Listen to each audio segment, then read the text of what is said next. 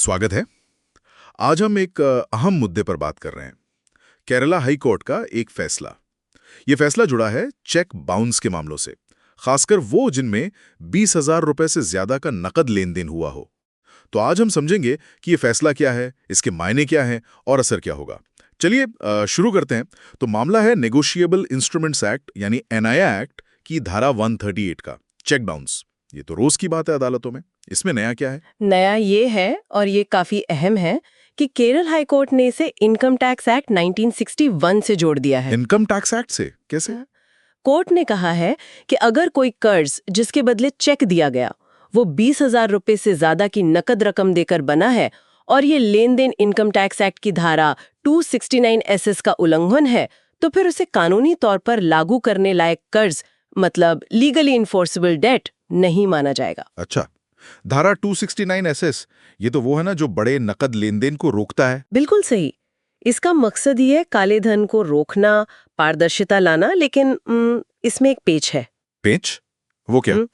Court ने ये भी कहा है कि अगर उस नकद लेन देन का कोई वाजिब कारण है, कोई वैलिड एक्सप्लेनेशन, जैसा इनकम टैक्स एक्ट की ही धारा 273 बी में बताया गया है, तो फिर कर्ज अवैध नहीं माना जाएगा। तब चेक बाउंस का केस चल सकता है। ये तो दिलचस्प है।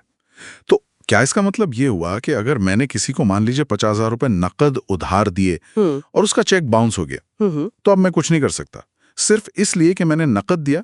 नहीं नहीं, इतना सीधा भी नहीं है। देखिए, एनआईए एक्ट की धारा 139 है ना। हाँ, वो प्रिजम्पशन वाली धारा कि चेक तो सही कर्ज के लिए दिया होगा। जी बिल्कुल। तो वो धारणा तो अभी भी लागू होती है। अब जिस पर केस हुआ है, यानी अभियुक्त, उसे ये साबित करना होगा कि ये धारणा गलत है। उसे साबित करना होगा? हाँ, उसे ये दिखाना होगा कि भाई ये लेन देन ही अवैध था क्योंकि इसमें इनकम टैक्स कानून तोड़ा गया था। और ये साबित करना कितना मुश्किल होगा? क्या बहुत पुख्ता सबूत चाहिए? नहीं, यहाँ प्रिपोंडरेंस ऑफ प्रोबेबिलिटी का सिद्धांत लागू होता है। मतलब उसे बस अदालत को ये यकीन दिलाना है कि ज्यादा संभावना इसी बात की है कि ये लेन देन अवैध था। अच्छा, मतलब बियॉन्ड रीजनेबल डाउट वाला मामला नहीं है? नहीं, बिल्कुल नहीं।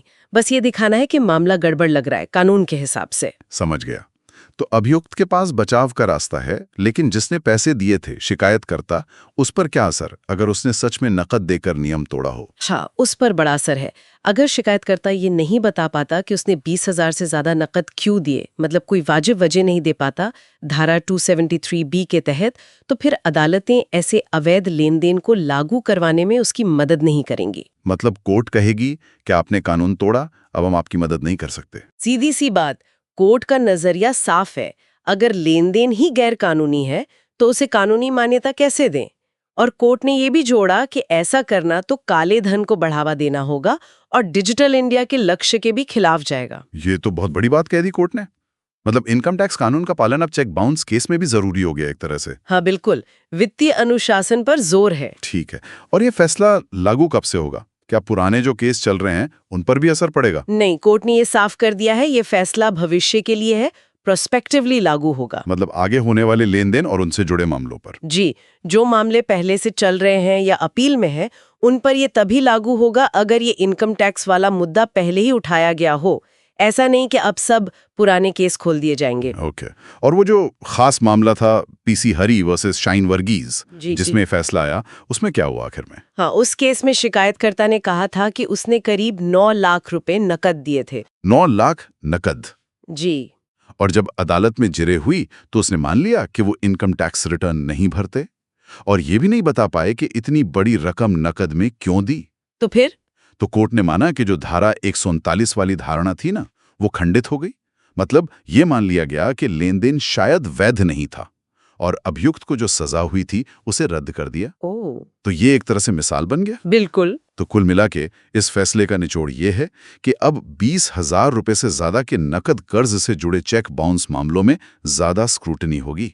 अगर नकद देने का कोई ठोस कानूनी कारण नहीं है तो शिकायतकर्ता की राह मुश्किल हो सकती है। सही कहा।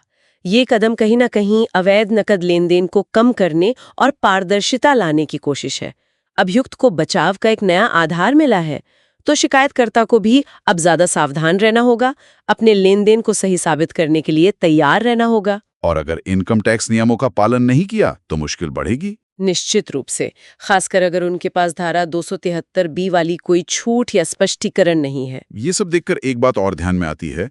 हाल ही में सुप्रीम कोर्ट ने भी तो अदालतों और रजिस्ट्रार ऑफिसों को कहा था कि 2 लाख से ज्यादा के नकद सौदों की जानकारी इनकम टैक्स विभाग को दें। हाँ, वो निर्देश भी आया था। तो ये केरल हाई कोर्ट का फैसला और वो सुप्रीम कोर्ट का निर्देश, क्या ये सब एक ही दिशा में इशारा कर रहे हैं? नकद लेन देन पर सख्ती, सोचने वाली बात है।